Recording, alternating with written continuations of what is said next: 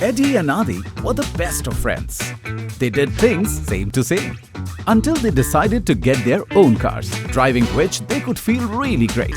So while Eddie bought the car he could just afford on a loan, Adi subscribed to Nissan Intelligent Ownership and got his dream car on his own. Eddie saved hard for months just to pay the down payment.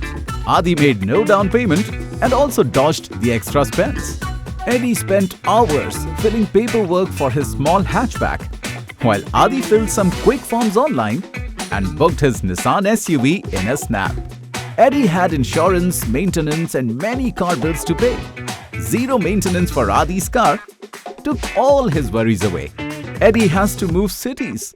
His car becomes a liability. Adi snoozes his car subscription here and chooses his dream Nissan in another city.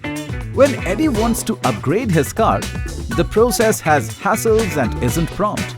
Adi can extend, exchange or own his dream Nissan wherever he wants. Eddie, like any car owner, is tied and committed to the car that he once bought.